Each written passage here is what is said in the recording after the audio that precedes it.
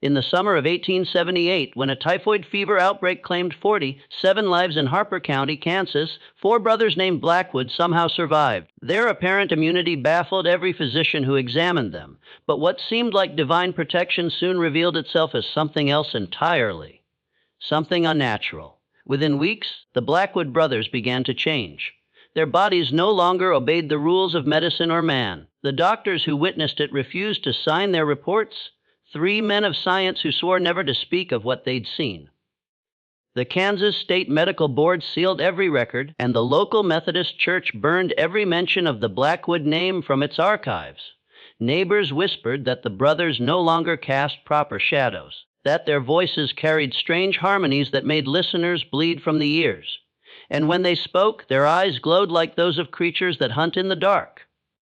The final, classified medical entry, locked away to this day, supposedly ended with the phrase, "Subjects have transcended human biological classification." Nearly 150 years later, those records remain hidden. But tonight, we're going to uncover what really happened on that isolated Kansas farm, and why modern science still refuses to acknowledge it.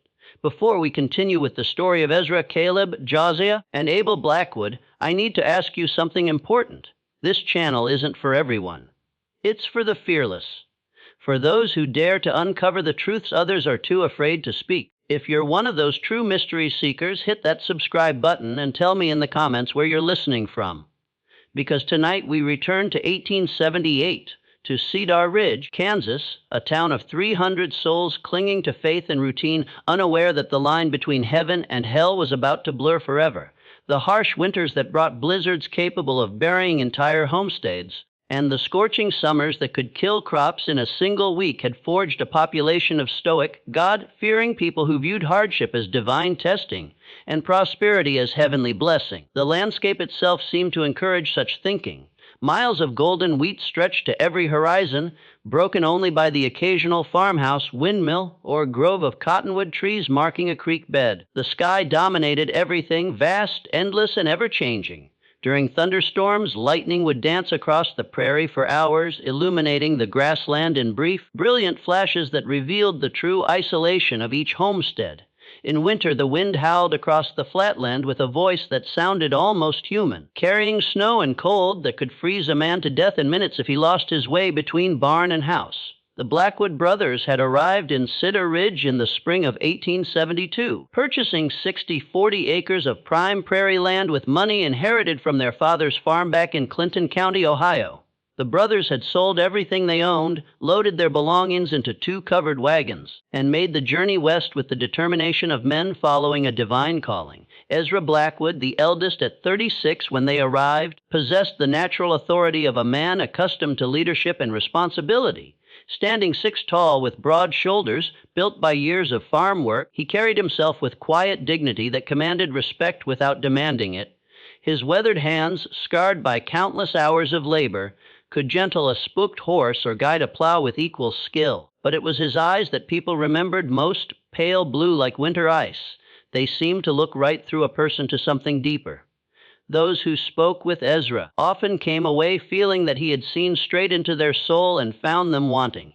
Caleb, 2 years younger than Ezra, served as the family's practical mind and business manager. Where Ezra led through moral authority, Caleb managed through careful planning and mathematical precision. He could calculate grain yields, livestock prices, and weather patterns with an accuracy that impressed even the most experienced farmers in the county.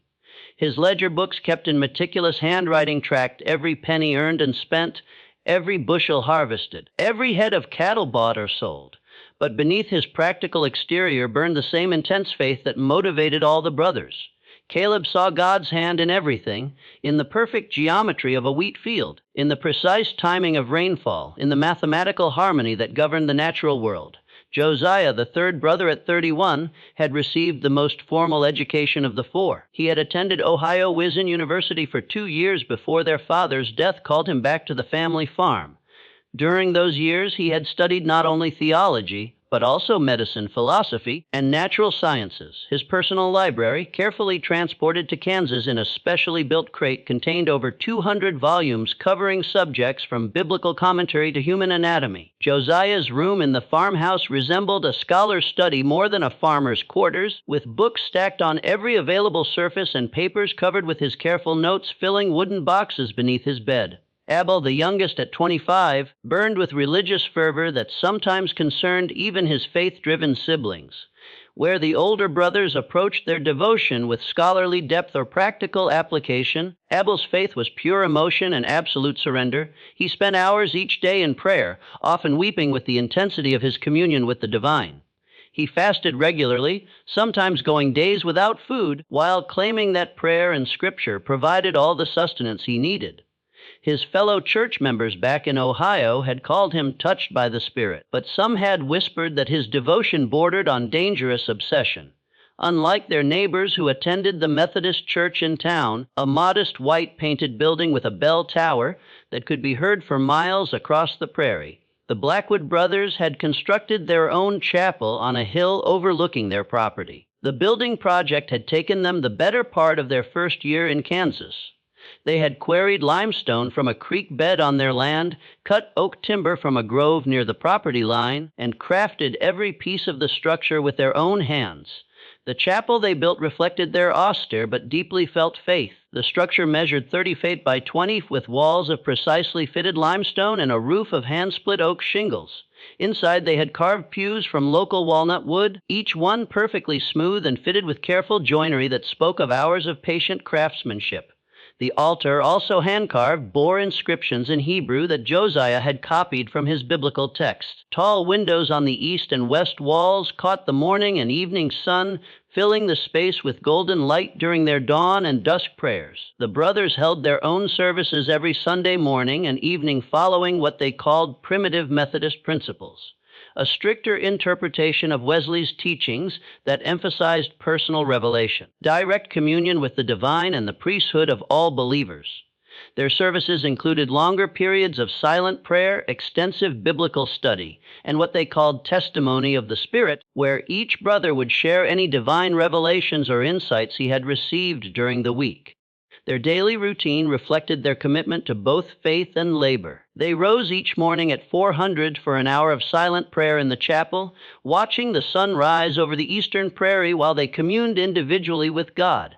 After a simple breakfast of bread, milk, and whatever fruit was in season, they would spend the morning working their fields.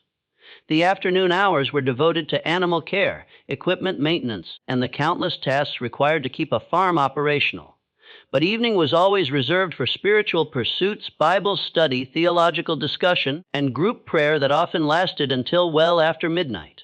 The brothers lived as bachelors, dedicating themselves entirely to their faith and their land, though this decision had not been without cost. Their farmhouse, a sturdy 2-story structure they had built during their second year in Kansas, reflected their utilitarian approach to life and their deep religious commitment. The walls displayed biblical verses carved into wooden plaques, each one selected for its relevance to daily farm life and spiritual growth.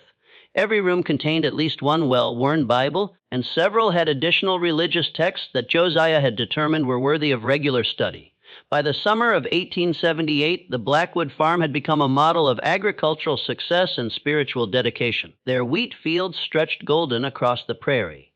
Their cattle grazed contentedly on healthy grassland, their silo bulged with grain, and their chapel stood as a testament to their unwavering faith. The brothers had achieved everything they had hoped for when they left Ohio 6 years earlier: prosperity, independence, and the freedom to worship according to their deepest convictions. Their neighbors in Cedar Ridge respected the Blackwood brothers, though many found their intensity unsettling and their isolation from community life puzzling. The brothers were known for their honesty in business dealings, their willingness to help neighbors in times of crisis, and their reputation for hard work and fair treatment of the occasional hired hands they employed during harvest season. But they were also known for their unwillingness to participate in social gatherings, their refusal to engage in casual conversations, and their habit of evaluating everyone they met with those penetrating blue eyes that seemed to see straight through to a person's soul. When the brothers came to town for supplies, which they did every 2 weeks with military precision, they moved with quiet purpose and spoke only when necessary. They would arrive at the general store with a carefully prepared list, conduct their business with polite efficiency, and depart without engaging in the social pleasantries that other farmers enjoyed. Children often stared in fascination at the 4 identical beards, perfectly trimmed in cold black, that gave the brothers an almost biblical appearance. The first case of typhoid fever appeared in Cedar Ridge on July 15, 1878. Striking with the sudden violence that characterized the most virulent strains of the disease, Mrs. Sarah Hartman, who ran the general store with her husband, Benjamin, had seemed perfectly healthy when she opened the store that morning, greeting customers with her usual cheerful demeanor and discussing the promising prospects for the wheat harvest. But by afternoon she was burning with fever, her skin covered with the characteristic rosa-colored spots that experienced physicians recognized as the mark of typhoid. Dr. Samuel Morrison, the county's only physician, had been summoned from his rounds at the Henderson farm, where he had been delivering a breech birth that had taken most of the day. He arrived at the Hartman store to find Sarah delirious with fever, her temperature so high that it barely registered on his clinical thermometer. Her husband, Benjamin, a normally calm and practical man, was pacing the store like a caged animal, wringing his hands and begging Dr. Morrison to do something, anything, to save his wife of 23 years. "Doc, she was fine this morning." Benjamin kept repeating, his voice cracking with desperation. "Fine as she's ever been. Served breakfast to the Henderson boys when they came for supplies. Laughed at something young Tommy said about his new foe. How does a person go from healthy to this in the space of a few hours?" Dr. Morrison had seen typhoid before during his medical training in Philadelphia, but nothing quite like this. The disease typically developed over days or weeks, giving physicians time to attempt treatment and families time to prepare for the likely outcome. But Sarah Hartman's case seemed to have compressed the entire progression of the disease into a single devastating day. Her fever was higher than he had ever recorded in a living patient. Her delirium was complete and violent, and the rosa-colored spots covered not just her chest, but her entire body in patterns that seemed almost deliberate in their symmetry. Despite Dr. Morrison's best efforts, cold compresses, laudanum for the pain, and careful monitoring of her vital signs, Sarah Hartman died just after midnight on July 16th. But even in death, her case remained deeply troubling. The rigidity of her body set in far too quickly. Her skin took on a waxy pallor that suggested preservation rather than normal decomposition, and her eyes, which Dr. Morrison had closed according to proper procedure, kept opening again no matter how many times he pressed the lids shut. Within 24 hours of Sarah's death, 3 more cases appeared in Cedar Ridge. The victims seemed to have nothing in common except their use of water from the town's main well, a source that had provided clean, sweet water for the community since its founding. But when Dr. Morrison examined the well, he found evidence of contamination from runoff that had somehow breached the carefully constructed stone lining. The second victim was old Heinrich Zimmerman, a German immigrant who had farmed the same section of land for 15 years. Heinrich's case followed the same devastating pattern as Sarah's: perfect health in the morning, raging fever by afternoon, and death before dawn. But Heinrich's final hours were marked by something that Dr. Morrison had never encountered. The old farmer spoke in languages that no one in the community recognized, using words and phrases that sounded ancient and somehow threatening. The third and fourth victims were the Patterson twins, Emma and Ellen, 2 16-year-old girls who had been among the most promising students in the county's single schoolhouse. Their deaths were particularly heartbreaking because they occurred simultaneously, as if the disease had coordinated its attack to claim both girls at exactly the same moment. Their father, James Patterson, later told Dr. Morrison that in their final delirium, the twins had spoken in perfect unison, reciting what sounded like prayers in a language that resembled Latin, but contained sounds that human throat should not have been able to produce. By August 1st, 14 people had died from the strange typhoid strain, and Dr. Morrison had documented symptoms and progressions that defied every principle of medical science he had learned. The victims all died within 24 hours of showing symptoms. Their fevers reached temperatures that should have killed them within minutes, and their final hours were marked by delirium that seemed more like possession than medical crisis. The fear that gripped Cedar Ridge during those terrible weeks in late July and early August was unlike anything the community had ever experienced. Families barricaded themselves in their homes, refusing to venture out except for the most essential tasks. The general store, now run by Benjamin Hartman with the help of his brother-in-law, became a place of whispered conversations and furtive glances. The Methodist Church, which had always served as the community's gathering place and source of comfort, stood nearly empty during Sunday services as people feared that any congregation might provide the disease with new victims. Dr. Morrison had ordered the contaminated well sealed and advised all residents to boil their water. But the disease continued to spread with a pattern that suggested something more than simple contamination. The victims seemed to be chosen according to some logic that had nothing to do with their exposure to the well water or their proximity to previous cases. Some families lost every member while neighboring households remained completely healthy. It was against this backdrop of terror and confusion that the Blackwood brothers made their fateful decision to involve themselves in the crisis. The brothers had remained isolated on their farm during the early weeks of the epidemic, following their usual practice of avoiding unnecessary contact with the town and its residents. But on August 10th, Josiah announced to his brothers that he had received what he believed was a divine revelation calling them to action. "I have prayed for guidance," Josiah told his brothers as they gathered for their evening meal. "And the Lord has shown me that this pestilence is a test not just of the community's faith, but of our own worthiness to serve as his instruments. We have been preserved from the disease not for our own safety, but so that we might demonstrate the power of true faith in the face of ultimate trial." The decision once made was implemented with the same methodical precision that characterized everything the brothers did. On August 11th, Josiah traveled to town to offer their assistance to Dr. Morrison and to volunteer their services in caring for the sick. But his real purpose, which he revealed only to his brothers, was to place himself in direct contact with the disease, to invite it to test his faith and prove his worthiness as an instrument of divine will.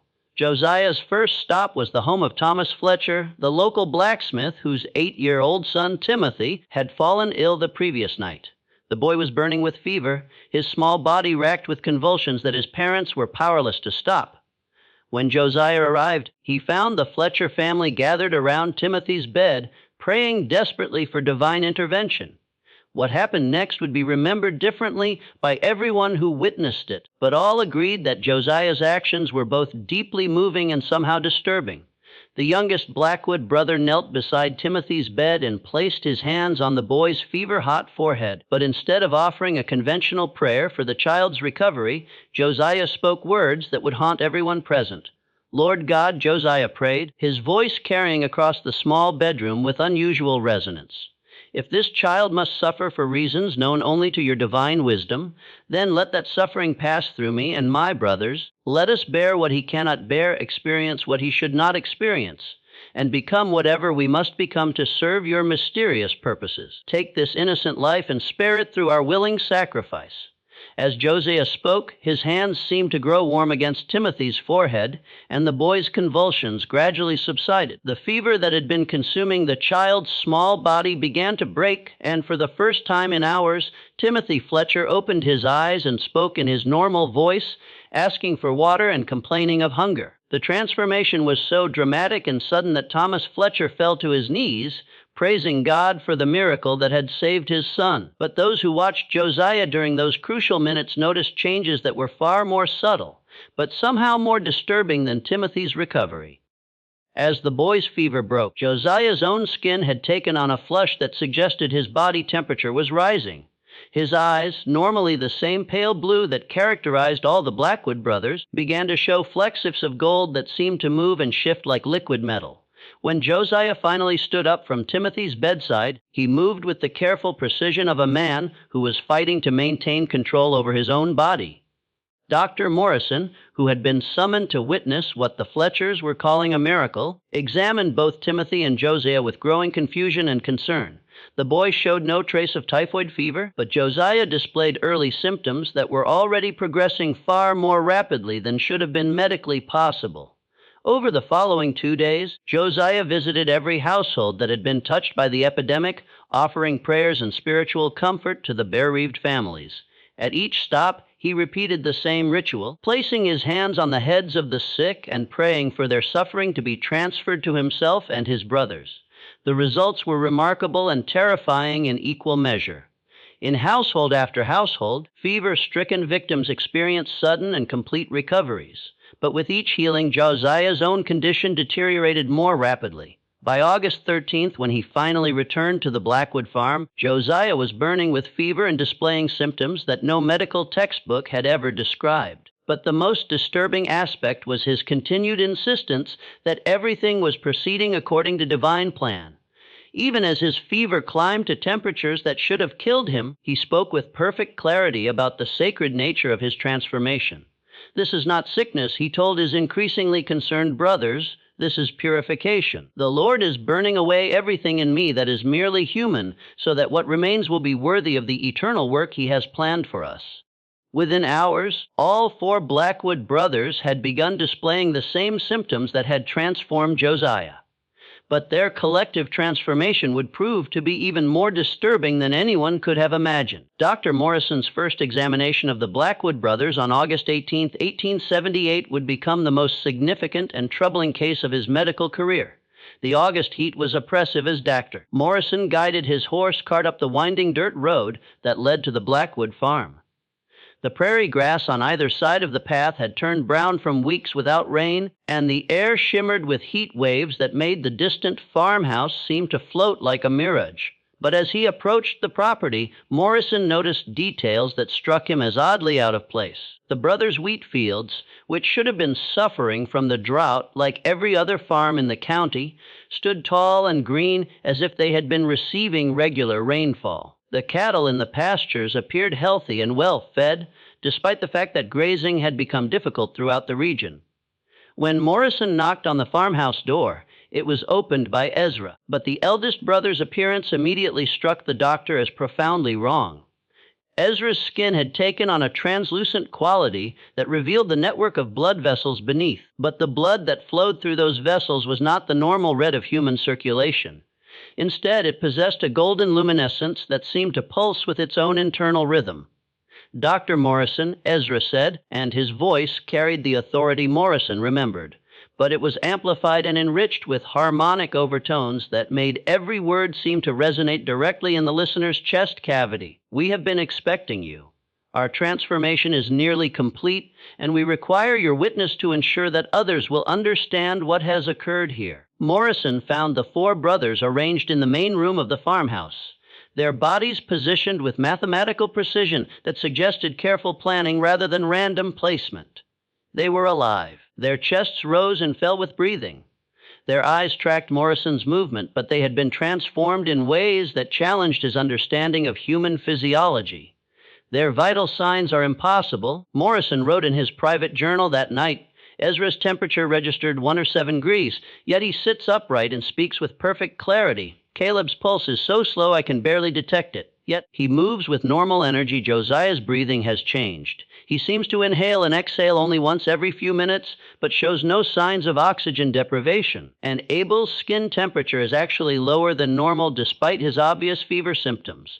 Caleb, positioned to Ezra's right, had undergone changes that were equally dramatic but different in their specific manifestation. The characteristic rosa-colored spots of typhoid fever covered his entire body, but instead of the random pattern typical of the disease, they had arranged themselves into complex geometric designs that resembled mathematical equations written in flesh and blood. As Morrison watched in fascination and horror, the pattern slowly shifted and changed as if Caleb's skin had become a living blackboard.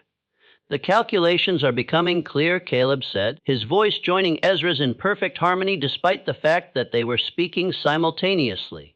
"The relationship between matter and spirit, between time and eternity, between human limitation and divine potential. We are becoming the proof of theorems that human mathematics has only begun to glimpse." Josiah's transformation had progressed along lines that reflected his scholarly nature and deep theological knowledge. His body remained recognizably human in its basic structure, but his skin had taken on the appearance of ancient parchment covered with writing in scripts that Morrison recognized as Latin, Greek, and Hebrew, along with other symbols that seemed to shift and change even as he watched. When Josiah spoke, his words came in a voice that no longer sounded entirely human. The sound seemed to originate from multiple points around the room simultaneously, creating an effect that made Morrison feel as if he were being addressed by a choir of invisible speakers. Doctor, we have discovered truths that your medical science cannot accommodate. We are documenting these revelations so that future generations might understand the process of divine transformation. Abel, the youngest brother, had undergone the most visually striking transformation of all. His entire body emanated a soft phosphorescent glow that provided illumination for the room's interior. The light was not harsh or unpleasant, but it was profoundly unnatural. A cool blue-white radiance that seemed to come from within his very bones. His eyes had become completely luminous, lacking pupils or irises, appearing instead as twin stars set in a human face. We no longer require food as sustenance, Abel said, his words somehow reaching Morrison's ears from both inside the room and from what seemed like a great distance. We draw our energy directly from sources that human science has not yet discovered. We are becoming something new, something that exists between the mortal and eternal realms. Morrison's attempts to document his findings were met with resistance from the brothers themselves. They claimed that their condition was a divine gift, a sign that God had chosen them for a special purpose. They spoke of being refined by holy fire and transformed into vessels worthy of the Lord's work. But Dr. Morrison's medical training told him something far different. The brothers' symptoms resembled no known disease, and their collective transformation suggested either mass hysteria or something more sinister. He began to suspect that they had been exposed to some unknown toxin, possibly from their well water or from contaminated grain in their silo. The community's reaction to the brothers' condition was mixed and increasingly tense. Some residents, led by Reverend Marcus Thorne of the Methodist Church, viewed their survival as miraculous. They began making pilgrimages to the Blackwood farm, hoping to witness divine intervention firsthand. Others, particularly those who had lost family members to the epidemic, found the brothers' transformation disturbing and unnatural. "It ain't right," muttered Jacob Steinberg, who had buried his wife and 2 children in the space of a week. "Why should they be spared when good Christian folk are dying? And look at them. That ain't no blessing I can see. There's something wrong with those boys. Something that makes my skin crawl just looking at them." The brothers' behavior during this period only intensified the community's unease. They continued to work their fields despite their condition, moving with an eerie coordination that suggested they were communicating without words. Neighbors reported seeing them standing motionless in their wheat fields for hours at a time, their faces turned toward the sky as if listening to some inaudible voice. The changes in their chapel services became particularly unsettling. The brothers had always conducted their worship privately, but now their voices could be heard across the prairie during their evening prayers. The sound was hauntingly beautiful, yet profoundly wrong. 4 voices harmonizing in ways that human vocal cords should not have been able to produce. Mrs. Eleanor Patterson, who lived on the neighboring farm, later told Dr. Morrison that she had approached the chapel one evening to investigate the strange music. "I got within 50 yards of that building," she said, "and I swear on my mother's grave that I could feel something pushing me back. Not physically, you understand, but something inside my head telling me to turn around and leave. Those boys are changed, doctor, changed in ways that ain't natural." As August turned to September, the typhoid epidemic began to wane in Cedar Ridge. The contaminated well had been sealed, new water sources established, and the surviving residents slowly returned to their normal routines. But the mystery of the Blackwood brothers deepened with each passing day. Dr. Morrison made weekly visits to the farm, ostensibly to monitor the brothers' condition, but actually to document the progression of their transformation. What he observed challenged his understanding of human physiology and left him questioning his own sanity. Ezra's internal temperature had stabilized at 106.7 degrees Fahrenheit, yet he showed no signs of brain damage or organ failure. His eyes had developed a golden hue that seemed to shift and swirl like liquid metal. When he spoke, his words carried a weight and authority that made listeners feel compelled to agree with him, even when he said things that defied logic. Dr. Morrison, Ezra said during one examination, "You are attempting to measure us using instruments designed for ordinary human physiology. We have moved beyond the limitations that such tools were created to assess. Our bodies now function according to principles that your medical science has not yet discovered." Caleb's rose-colored spots had continued to evolve, forming increasingly complex patterns that resembled ancient scripts. Dr. Morrison consulted several scholars by correspondence, sending careful drawings of the markings, but none could identify the symbols. More disturbing still, the patterns seemed to move slowly across Caleb's skin, rearranging themselves into new configurations every few days. When Morrison attempted to take a blood sample from Caleb's arm, he discovered that the brother's blood had been transformed into something that barely resembled normal human circulation. The substance that flowed from the small puncture wound was thicker than blood, golden in color, and seemed to move with deliberate purpose rather than responding to gravity and pressure. "Our circulation has been redesigned," Caleb explained, watching Morrison's growing confusion with what might have been amusement. "The fluid that sustains us now carries not just oxygen and nutrients, but information and energy from sources that transcend physical matter." Josiah's voice had become completely inhuman. When he spoke, the sound came from everywhere and nowhere at once, as if the very air around him was vibrating with his words. Dr. Morrison noted that conversations with Josiah left him feeling dizzy and disoriented, and he began to suspect that the brother's speech was somehow affecting his brain chemistry. The texts that covered Josiah's skin were not static decorations, but were actively being written by some invisible force. As Morrison watched, new words appeared along Josiah's arms and chest, forming sentences and paragraphs in real time. The content seemed to be a running commentary on Morrison's examination, describing his thoughts and reactions with accuracy that suggested the brother could read his mind. "We are becoming books," Josiah said, his multidirectional voice making Morrison's head spin with vertigo. "Living repositories of knowledge that spans both human learning and divine revelation. The transformation is encoding information directly into our physical substance." Abel's phosphorescence had grown stronger, allowing him to illuminate entire rooms with the pale glow emanating from his skin. But more unsettling was his apparent ability to sense things that should have been beyond human perception. He could predict weather changes days in advance, locate lost objects without searching, and seemed to know when visitors were approaching the farm long before they became visible. During one examination, Abel demonstrated an ability to perceive things that should have been beyond human sensation. He correctly identified the contents of Morrison's medical bag without looking inside it, described in detail the condition of horses stabled half a mile away, and seemed to be aware of conversations taking place in the town of Cedar Ridge, 3 miles distant. "Our senses have been opened to perceive realities that normal humans cannot detect," Abel explained, his luminous eyes somehow managing to convey warmth despite their otherworldly appearance. "We can see across distances that should be impossible. Hear sounds that carry on frequencies beyond normal hearing." The brothers' collective behavior had also changed in ways that suggested they were becoming something more than human. They moved with perfect synchronization, finishing each other's sentences and responding to unspoken communications.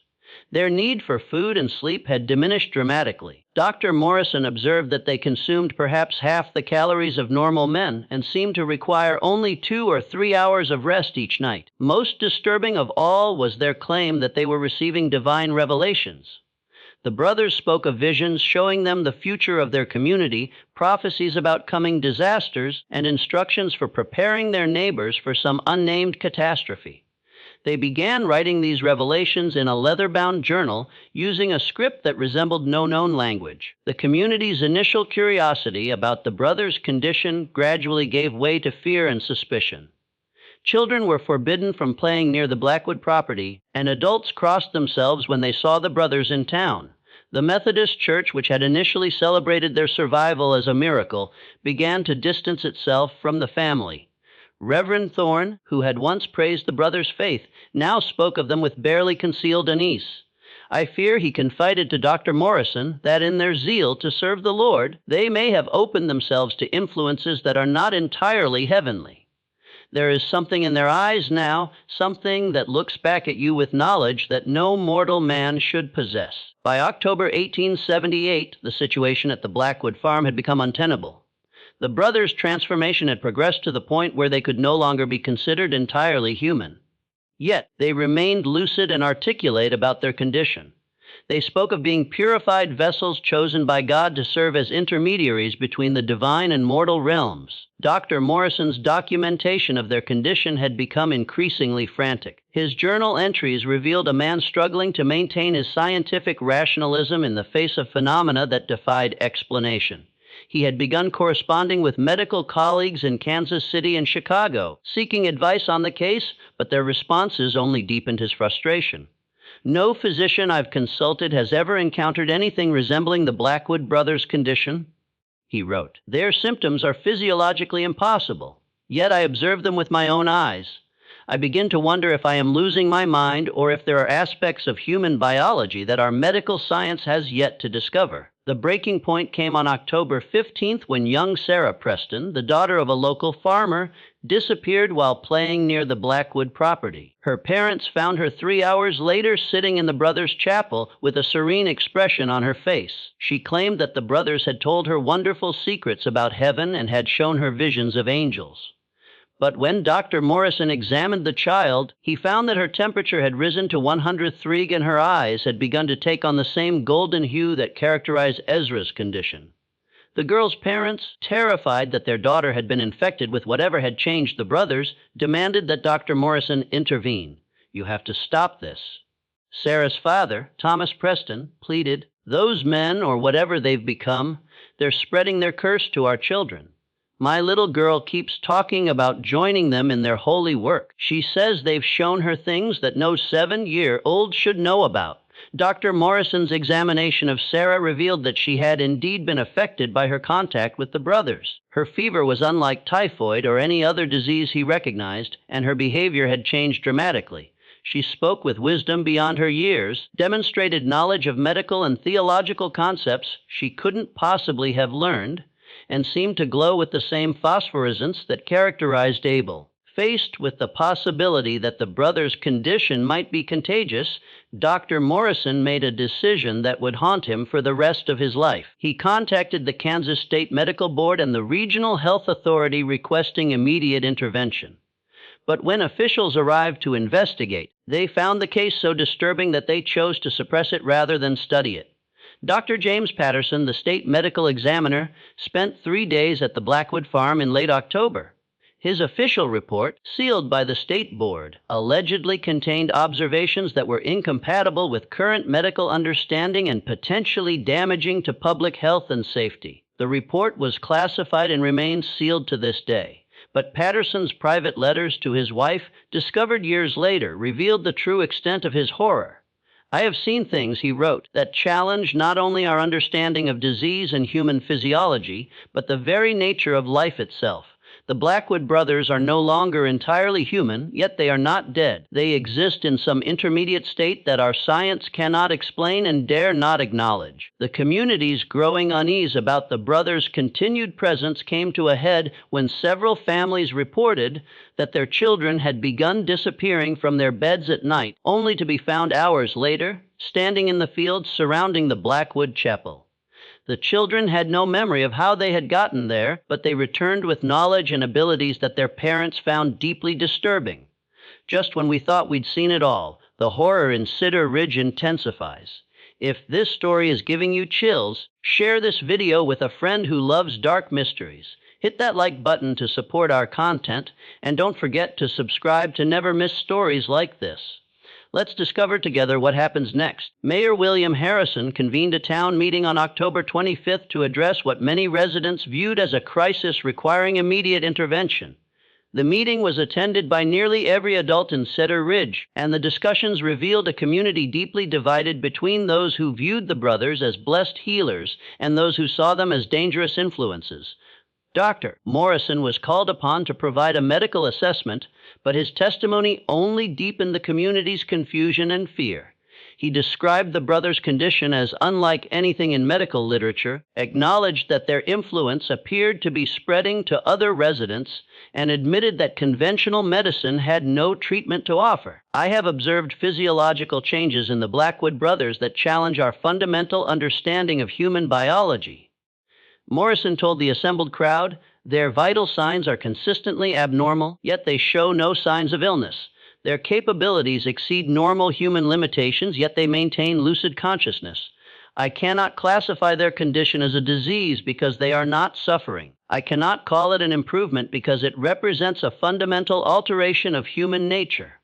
The meeting concluded with a decision that would have profound consequences. A committee of community leaders was formed to visit the Blackwood farm and demand that the brothers either reverse the changes they had undergone or leave Cedar Ridge permanently. The committee would include Mayor Harrison, Reverend Thorne, Thomas Preston, and Dr. Morrison, and they would deliver an ultimatum requiring the brothers to respond within 1 week. The delegation from Cedar Ridge arrived at the Blackwood farm on November 1st, 1878, under a gray sky that seemed to press down upon the prairie with the weight of impending winter. Dr. Morrison rode alongside Mayor Harrison, Reverend Thorne, and Thomas Preston, each man lost in his own thoughts about the confrontation that awaited them. The farmhouse and outbuildings appeared normal from a distance, but as the delegation drew closer, details emerged that confirmed Morrison's growing conviction that the Blackwood property had become something beyond conventional classification. The wheat fields, which should have been harvested weeks earlier, stood tall and golden despite the approaching winter. The cattle in the pastures moved with an unnatural coordination, grazing in precise patterns that formed geometric shapes when viewed from the elevation of the road. Most unsettling of all was the chapel on the hill. The limestone structure seemed to pulse with a faint luminescence that was visible even in daylight, and the sound of voices could be heard emanating from within. Not the familiar harmonies of Methodist hymns, but something far more complex and otherworldly. When the delegation knocked on the farmhouse door, it was opened by young Sarah Preston, whose presence there shocked her father into momentary speechlessness. The girl appeared healthy and happy, but the golden flecks in her eyes had grown more pronounced, and her skin had developed the same translucent quality that characterized the brothers' condition. "Hello, Papa," Sarah said, her voice carrying the harmonic undertones that had become the signature of the transformation. "The brothers have been expecting you. They're waiting in the chapel, and they're ready to answer all your questions."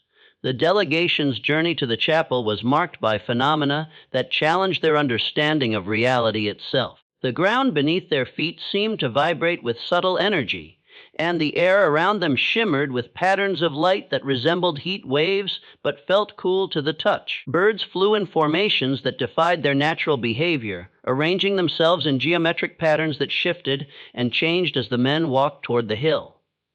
When they entered the chapel, they found the four Blackwood brothers arranged in a perfect square around the altar, their bodies positioned with mathematical precision. The brothers' transformation had reached a stage that made their previous condition seem almost normal by comparison. Their skin had become completely translucent, revealing internal structures that bore no resemblance to normal human anatomy. Their eyes were pools of liquid gold that seemed to contain depths beyond physical possibility. "Welcome," said Ezra, though his voice seemed to come from all four brothers simultaneously. "We have been expecting you, and we understand the concerns that have brought you here. You fear what we have become, and you worry about the effects our transformation is having on your community. These are reasonable fears, and we do not dismiss them lightly." Mayor Harrison, speaking as the official representative of Cedar Ridge, delivered the ultimatum that the town had decided upon. The brothers would need to either return to their normal human condition or leave the area permanently. The community could no longer tolerate the uncertainty and fear that their presence had created. "Mr. Mayor," responded Caleb, his voice joining Ezra's in perfect harmony, "we understand your position, but we must tell you that what you ask is impossible. The transformation we have undergone cannot be reversed any more than a butterfly can return to being a caterpillar. We have moved beyond the boundaries of human existence, and there is no path that leads backward from where we now stand." Reverend Thorne attempted to address the spiritual dimensions of the brothers' condition, arguing that their transformation represented a departure from God's intended design for human nature. He quoted biblical passages about the sanctity of the human form and the dangers of seeking knowledge beyond what God had granted to mankind. But the brothers' response challenged fundamental assumptions about the relationship between divine will and human limitation. Josiah, speaking with a voice that seemed to echo from multiple dimensions, simultaneously argued that their transformation represented the fulfillment of humanity's spiritual potential. Reverend Thorne Josiah said, his words accompanied by patterns of light that danced across the chapel walls. You speak of God's design as if it were static and unchanging, but the scriptures themselves promise that human beings are destined for transformation and elevation. We have simply discovered the path that leads to that promised transformation. Dr. Morrison attempted to address the medical aspects of the brothers' condition, arguing that their influence on other community members represented a public health threat. But the brothers' response revealed the limitations of approaching their condition through conventional medical frameworks. Dr. Morrison said, Abel, his luminous form casting shifting patterns of light throughout the chapel. You have documented our transformation with admirable scientific precision, but you continue to evaluate us using criteria designed for ordinary human physiology. We are no longer bound by the limitations that those criteria were created to measure. The turning point in the confrontation came when Thomas Preston confronted the brothers about their influence on his daughter. His parental desperation broke through the philosophical abstractions that had dominated the discussion. I don't care about your theories and theology, Preston said, his voice cracking with emotion. I care about my little girl. She was normal and happy before you got your hands on her. Now she talks like an adult, knows things no child should know, and looks at me with eyes that seem to see right through to my soul.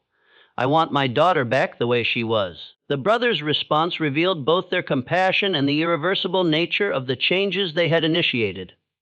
They explained that Sarah's transformation had begun, not when she visited their chapel, but when Josiah had prayed over Timothy Fletcher months earlier. That prayer had opened a connection that could not be severed. Thomas, said Ezra, his voice carrying infinite gentleness, your daughter is not lost to you.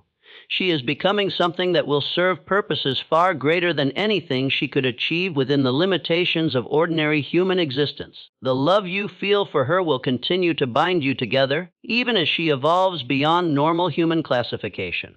But it was Sarah herself who provided the resolution that none of the adults had been able to achieve. She stepped forward and addressed the delegation with clarity that seemed impossible for someone her age. Papa, Mayor Harrison, Reverend Thorne, Dr. Morrison, she said, her young voice carrying absolute truth. You're asking the wrong questions. You want to know if what's happening to us is good or bad, safe or dangerous, right or wrong. But those categories don't apply to what we're becoming. We're not better or worse than we were before. We're different in ways that make such comparisons meaningless. The brothers then offered to demonstrate their capabilities to prove that their transformation represented expansion rather than loss. Dr. Morrison, driven by scientific curiosity despite his fear, agreed to the demonstration. What followed provided Morrison with evidence that would haunt him for the rest of his life. The brothers arranged themselves around the delegation and began what they called a consciousness bridge, a process that allowed normal humans to experience temporarily the expanded awareness that had become their permanent condition. For several minutes that seemed to last hours, Morrison experienced reality from the brothers' perspective. He could perceive the thoughts and emotions of every person in Cedar Ridge, witness events occurring hundreds of miles away, and understand connections between apparently unrelated phenomena that revealed the underlying unity of all existence. The experience was simultaneously exhilarating and terrifying, offering knowledge that no human mind was designed to contain. When the demonstration ended, Morrison found himself changed in ways that would affect him for the rest of his life. He had experienced proof that reality was far more complex than conventional science acknowledged. But he had also discovered that some knowledge was too vast for ordinary human consciousness to process safely. The other members of the delegation had similar experiences, but the demonstration also revealed the price that came with such expansion. Each member experienced moments of disorientation as their normal consciousness struggled to process information that exceeded its capacity. The truth about the Blackwood brothers was finally revealed through Dr. Morrison's secret analysis of their blood samples. Under his microscope, instead of normal cells, he found structures that defied classification, larger than normal, possessing multiple nuclei, and moving with deliberate purpose. "The blood is alive," Morrison wrote, his handwriting betraying agitation, not merely containing life, but possessing consciousness that coordinates cellular activities. It's as if their entire circulatory system has become a single thinking organism. Morrison discovered the brothers hadn't survived typhoid fever. They had been transformed by it. The disease had triggered some form of evolutionary adaptation, changing their fundamental biology. Their bodies had become something new, existing between life and death. The brothers revealed that their transformation had been intentional from the beginning. Josiah's prayer over Timothy Fletcher had been a calculated ritual based on knowledge discovered in theological studies. They had found references to divine communion requiring complete surrender of human flesh to achieve union with the eternal. "We are not dying," Caleb said. "We are becoming. This flesh is merely a cocoon, and we are emerging as something far greater." The brothers revealed contact with others like themselves throughout history, individuals who had undergone similar transformations. They spoke of a network of purified vessels working to prepare humanity for some great change. Morrison realized the brothers had become something beyond human classification. Not alive in traditional sense, but not dead either. They existed in a state medical science could not acknowledge because it challenged fundamental assumptions about life and death. "You can join us," Abel said, his phosphorescent skin pulsing with invitation. "Your scientific mind would be preserved and enhanced." But Morrison, faced with the choice between humanity and transcendence, chose to remain human. He fled the chapel, driving through darkness with desperation born of absolute terror. Dr. Morrison's flight from Cedar Ridge marked the beginning of the end for the Blackwood brothers' story. Unable to cope with what he had witnessed, Morrison destroyed all his research, burned his journals, and left Kansas forever. He settled in Oregon, where he practiced medicine for another 30 years, but he never spoke of the Blackwood case to anyone. The brothers themselves seemed to understand that their presence had become incompatible with the human community they had once served. In the weeks following Morrison's departure, they began to withdraw from all contact with their neighbors. The lights in their chapel, which had been visible across the prairie for months, went dark. The strange harmonies that had echoed from their evening prayers fell silent.